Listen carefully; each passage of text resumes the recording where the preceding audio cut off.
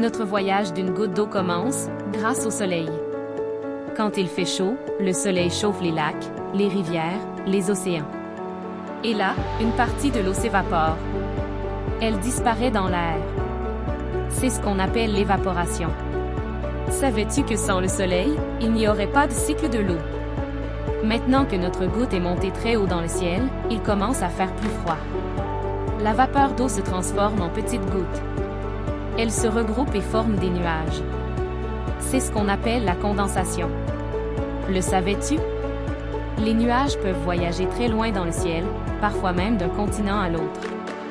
Ils aident à répartir l'eau un peu partout sur la planète. À force d'accumuler de l'eau, les nuages deviennent trop lourds et ils doivent se vider. Alors la goutte retombe sur la terre.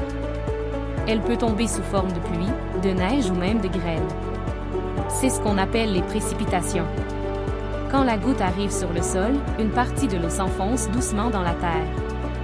On appelle ça l'infiltration. Cette eau va nourrir les plantes ou rejoindre les nappes d'eau souterraines, là où on peut parfois la pomper pour la boire. La goutte qui ne s'est pas infiltrée continue sa course. Elle glisse sur le sol, descend les collines, traverse les champs et les villes. Elle retourne peu à peu vers les rivières, les lacs ou les océans. C'est ce qu'on appelle le ruissellement. Le savais-tu? Les déchets jetés par terre peuvent voyager avec l'eau de pluie et finir dans les rivières, puis dans l'océan. C'est comme ça que beaucoup de plastique se retrouve dans la mer. Et devine quoi? Une fois revenu dans l'océan, notre petite goutte est prête à repartir. Le soleil va la réchauffer, et le cycle recommence. L'eau ne disparaît jamais, elle tourne en boucle, encore et encore. C'est un vrai trésor naturel. Tu vois maintenant à quel point le voyage d'une goutte d'eau est extraordinaire. L'eau est partout, elle donne la vie. Mais elle n'est pas infinie.